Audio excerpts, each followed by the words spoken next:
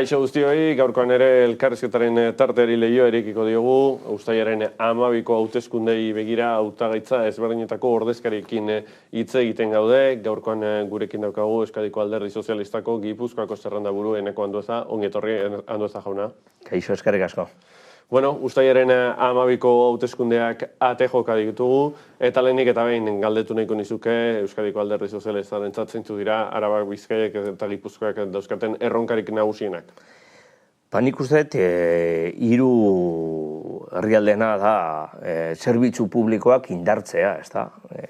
Pasa degun egoera hau gaindituta, esango genuke, krisi hau uste dut adibide oso ona izan dela eta oportunitate galanta ditugun zerbitzu publikoak hobetzeko, indartzeko eta azken finean ditugun plangintza guztiak edatzeko eta etorriko diren erronkei aurre egiteko aukera ederra, ezta? Logikoki ditugun zerbitzu publikoak, zerbitzu publiko onak dira, baina arreta gehiago, esango genuke, hori hobetu leikela, eta ez dagago inungo dudarik, ez gaudela prest adibidez, bapatean etorri dena berri ere etorriko balitz. Beraz, horri aurre egiteko, dudarik gabe, gure zerbitzu publikoak indartu, hobetu, eta etorkizunera begira jarri behar ditugu. Norabide horretan doa, hautatu zuen leloa, soluzionez erantzunak, zenolako soluzioak planteatze dituzue? Batez be, zerbitzu publiko horiek indartzea eta beste erronka nagusi bat ere badaukagu.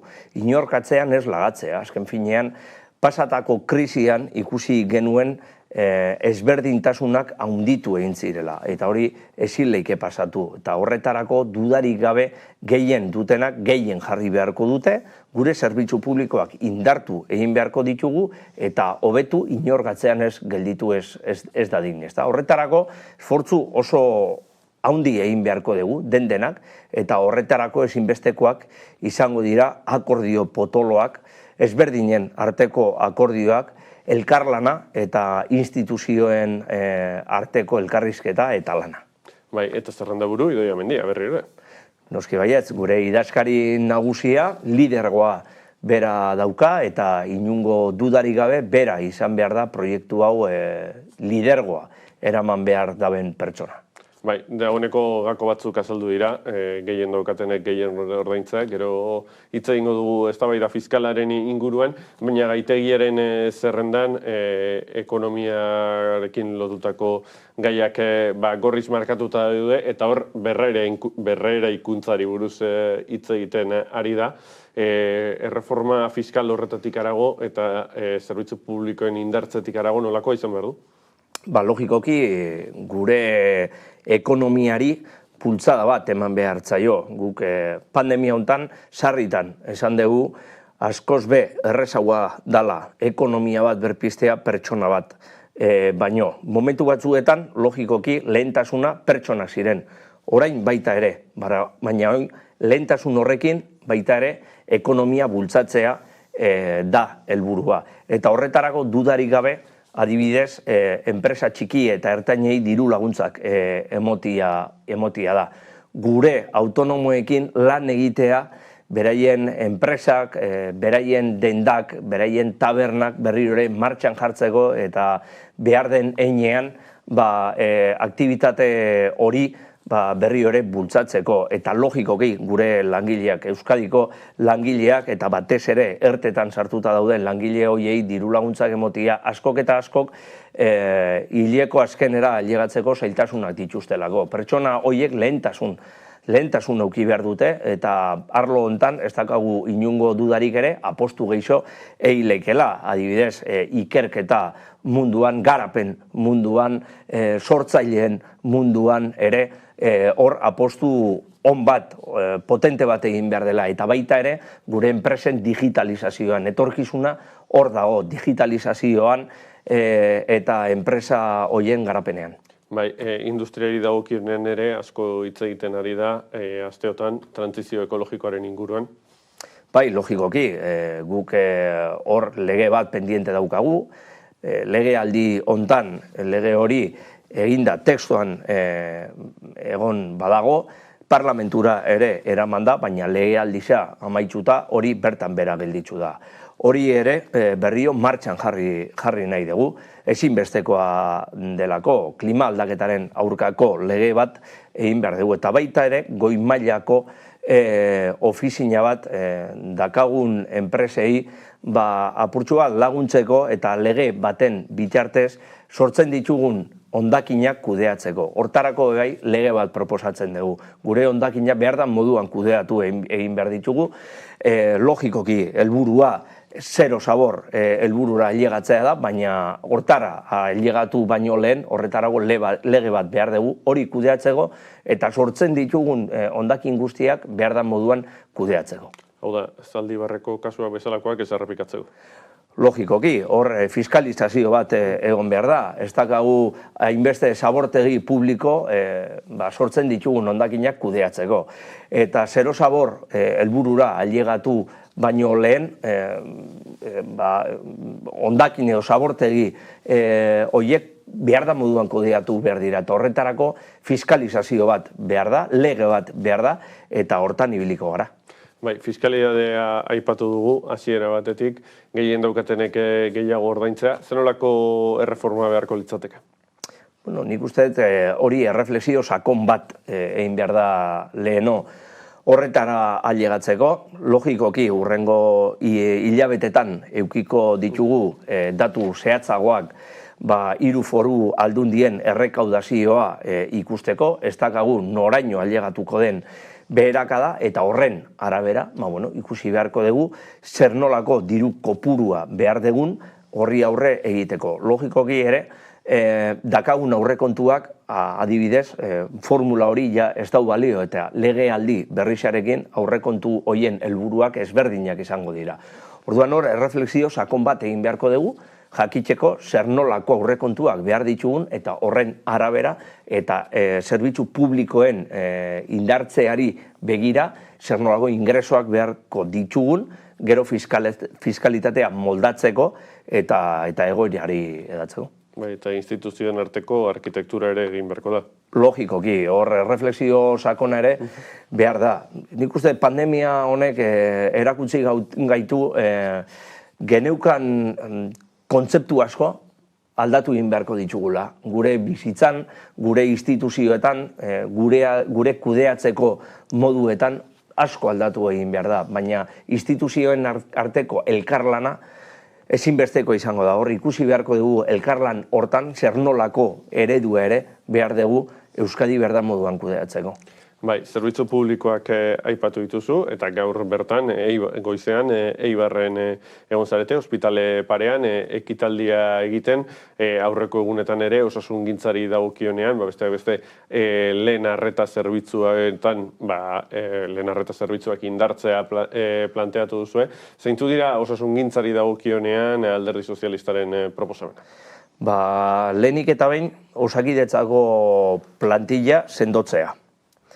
Ontxe bertan, langile fijoak eta eventualak daude. Eventualen 150% mantendu egin behar da, fijo egin behar dira.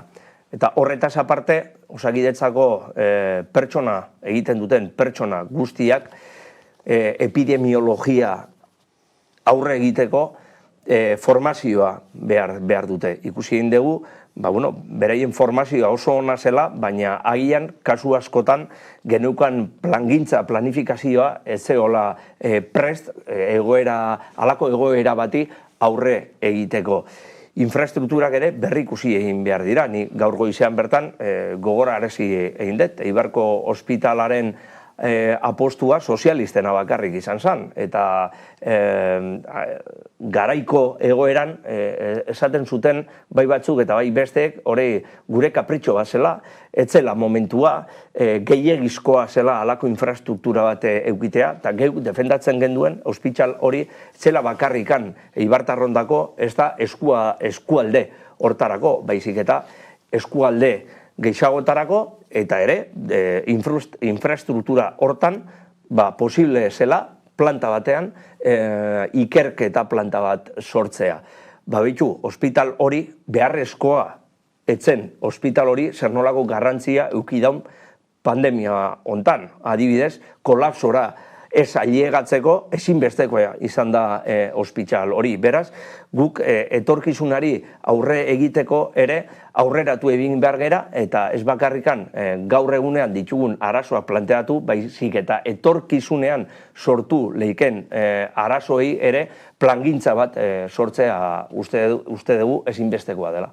Azpiegiturak aipatu dituzu, aurrekontuak ere bai, berriak egin beharko dira, izan ere, aipatu bezala, errekaudazioa jeitsi egingo da, dagoeneko jeitsi egin da aurreneko 3 hilekoan.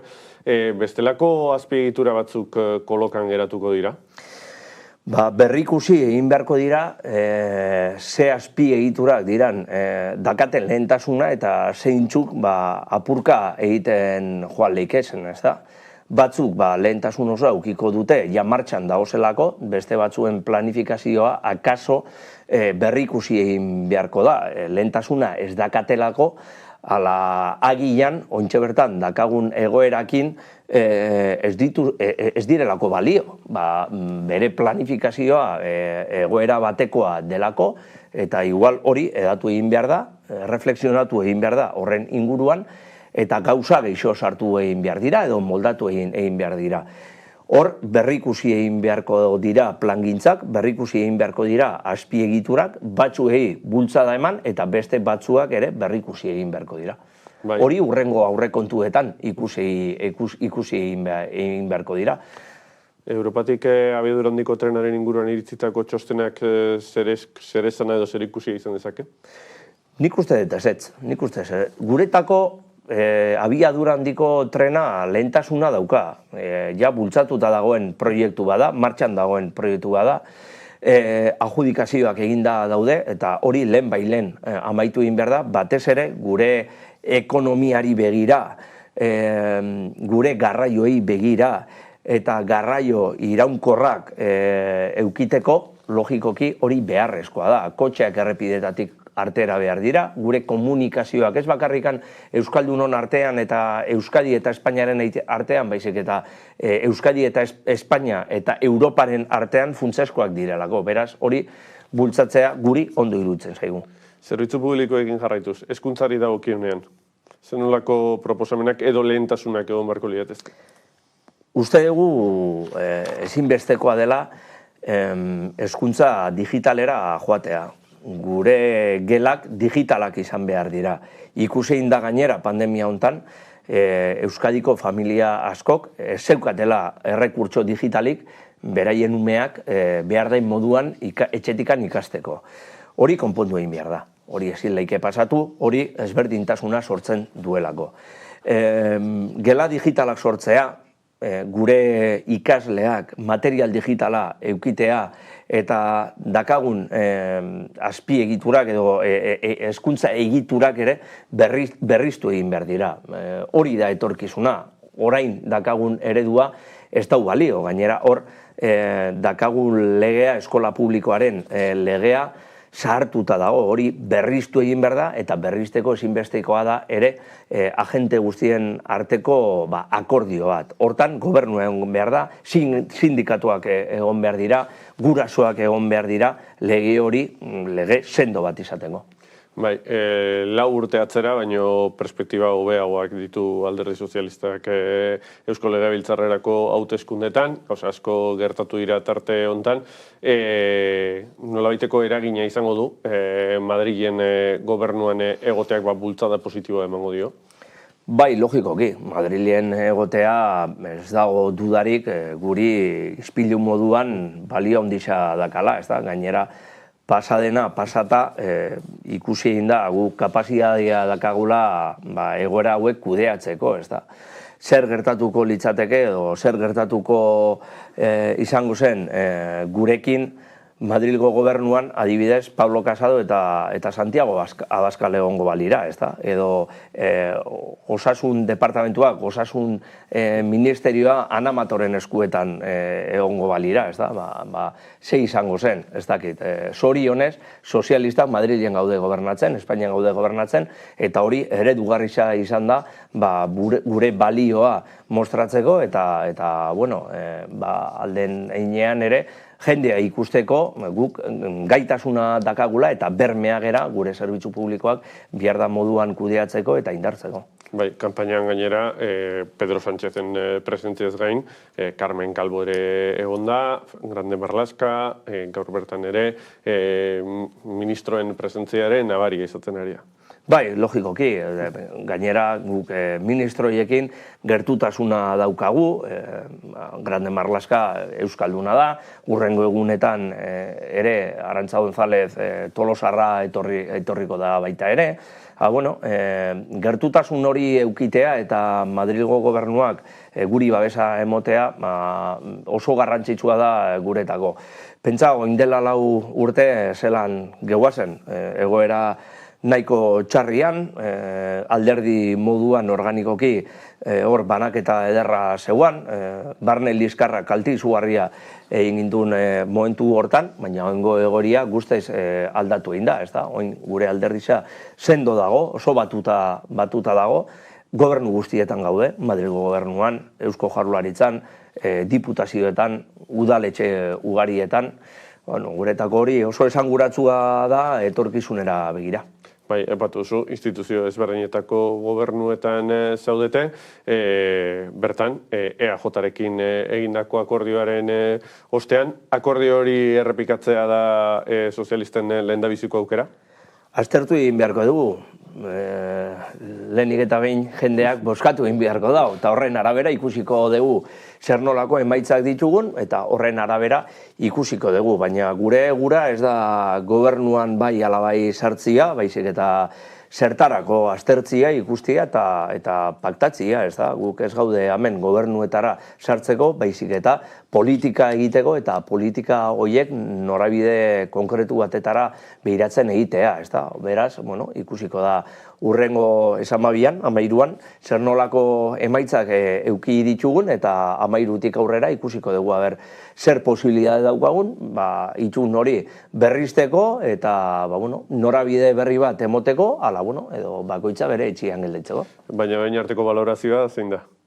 Nik uste ona izan dela. Logikoki akatzak egon badira, momentu tentsuak ere bai, baina hori logikoa denez, erlazio batean normala da, gainera guk beti EAJ-rekin zintzo jokatzen dugu eta pentsatzen duguna esaten dugu, bai beraiei gobernu batzordietan eta bai publikoki, ez dakagu inungo dudarik gauza bat gustatzen ez bagaitu esateko. Baina, nik uste eta onuragarria izan dela Euskadiri estabilitate oso interesgarri bat emon diogulako, instituzio guztietan, eta hori, estabilitate hori, egonkortasun hori emotia, batez ere etorkizunari begira ere oso garrantzitsua izango dela. Momentu tensoak aipatu dituzu, ez dakit herritarren begietan batzutan ez dirudien ematen alderdi sozialistaren profila itzalduta geratzen dela koalizio gobernuan? Nik uste guztiz kontrakoa. Guk gobernuan sartzeko baldintza batzuk jarri genituen, hildo batzuk jarri genituen, eta hildo horiek mantendu egin dira. Eta guk zintzotasunez jokatu egin dugu beti elkarlanean, zintzoki, eta lehen esan dudan moduan, gauza gustatzen ez bagaitu, esaten dugu, eta ez dago inungo arazorik, hori perfila ematen gaitu, eta hori demostratzen dago guk politikan baldin bagaude, eta gobernuetan baldin bagaude, politika egiteko da, eta ez denbora basatzeko. Bai, aipatu duzu, balorazioa ona dela, egia da azkeneko hilabetetan gertatu dena, ez dela batera errazak kudeatzen, inongo instituzioetan, baina disfuntzio momenturen bat egon alda? Ez dakit disfuntzio, baina momentu batzuetan onartu egin behar dugu joekaera batzuen aldetik ez da egokiena izan. Uste dugu lehentasuna ez zela zein kudeatu, baizik eta nola kudeatu, ez da.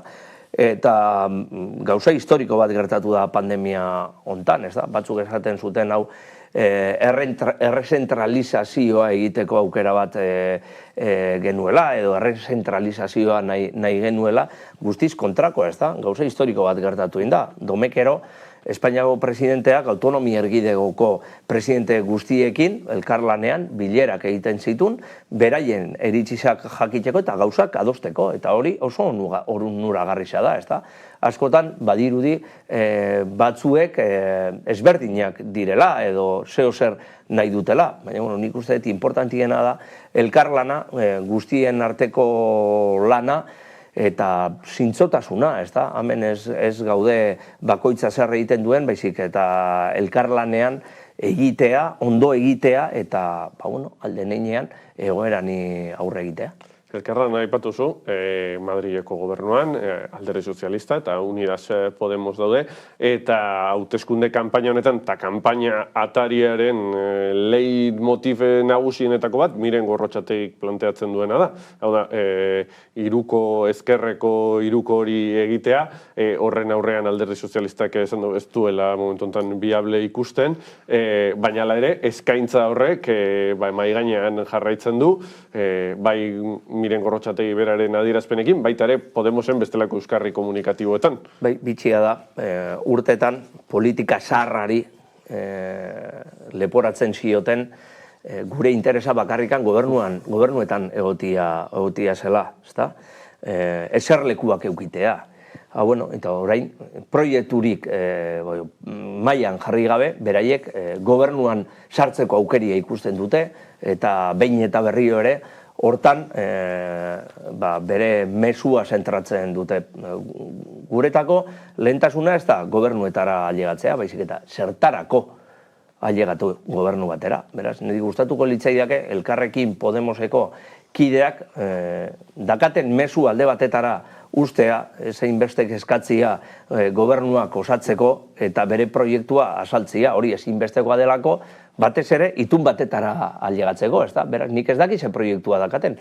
Bakarrik handakit gobernuetan egoteko gura dakatela. Ze eskeitzen duten, gobernu hori posible dan, ala ez, baina hori ez badugu jakiten, gure erantzuna, printzipioz, ezetz esatia da.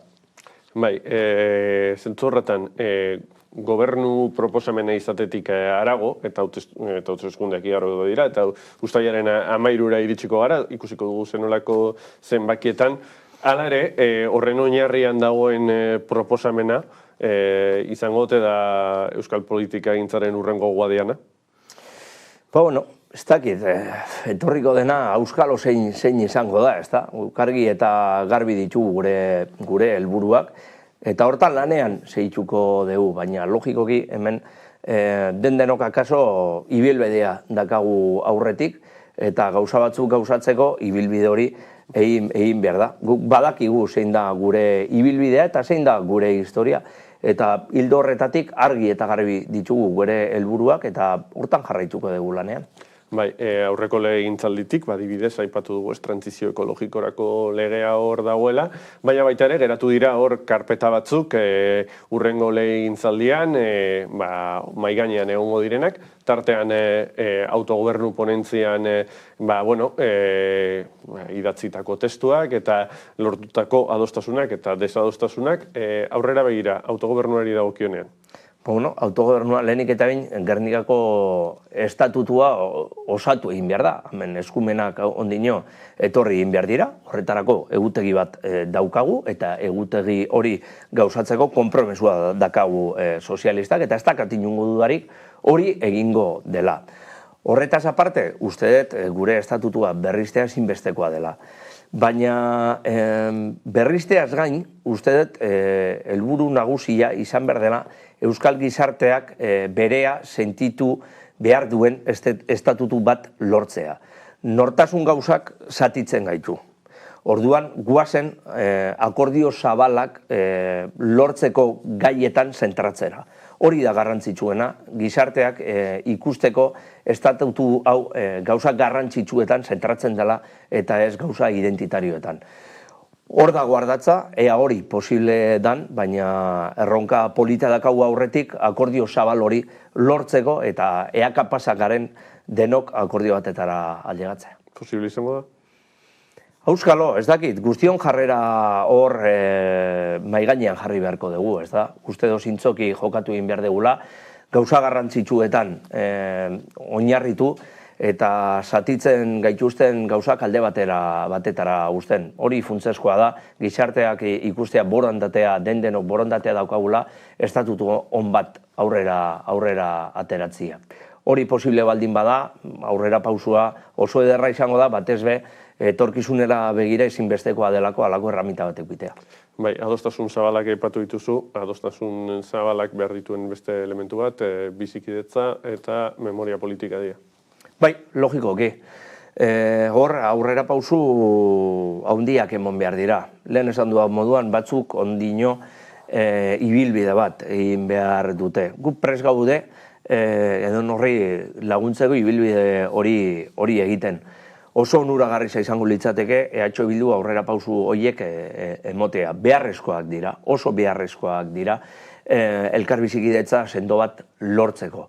Posible dan ala ez? Ba, ez dago gure eskuetan, hori bere eskuetan da, baina funtsezkoa da violentzia guztiak gaitzestea eta biktima guztiei justizia egia eta erreparazioa emotia. Bai, zentzu horretan enplazamendu berdina egin dio EH Bilduk Alderdi Sozialistari? Ba, publikoki egin dute, baina ez dabiz, oker dabiz, oindala urte asko gaitzestu egin genituen violentzia guztiak, eta ni tinko gaitzesten ditut, txarto egin dena, txarto egin da, eta ni beti esan dudan moduan, violentzia ez darmatza inora, ez da? Hemen sufritu den guztia ez dago esertarako balio. Eta Euskaldunoi zor diegu violentzia guztiak gaitzestea, eta gertatu indana aitortzea, ez da? Denon eskutik, denon artean, eta denok etorkizunera begira. Bai, etorkizunera begira aipatu duzu, Gernikako estatutuaren betetzea, egutegia hor dago, legegintzaldi honetan ikusiko dugu espetxe eskumenaren transferentzia? Ba, ez dakat inongo dudarik, hori egutegian dago, eta uste dut hori gauzatuko dela. Estatutuko edo falta diren eskumenak Euskadira etorriko dira.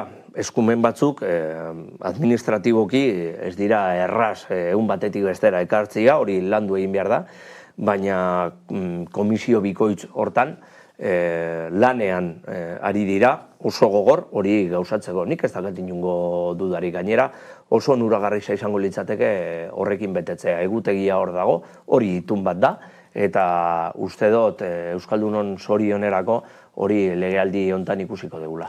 Azkena, zenolako eragina izan dezake abstentzioak ikusi dugu Frantziar estatuan gertatutakoa, Islandian gertatutakoa, Serbian ere, Polonian aldiz mantendu da.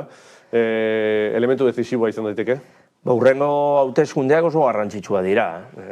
Ezin leike beldurrakin bozkatzera joan, nik ez dakat inongo dudarik ere hurrengo 12an neurri guztiak egongo direla prest segurtasunekin bozkatzera joateko.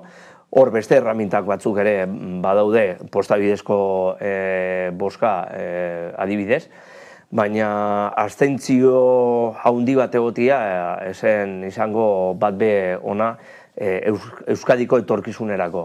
Ni konfidantza daukat, Euskal gizartea beti konpromesu politiko handi eduki dau, eta hurrengo 12an partizipazioan bat eukitea.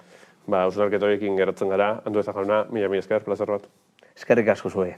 Eta ikusentzulei gogoratu informazio guztia gurean gaur albistegi zerbitzuetan eta irubebikoitza 11.is webunean daukazuela bihar hauteskundei lotutako elkarrezketekin jarraituko dugu eta protagonista Elkarrekin Podemos iu koalizioko Iñigo Martínez izango da. Gure partetik besterik ez, eta gabon pasa.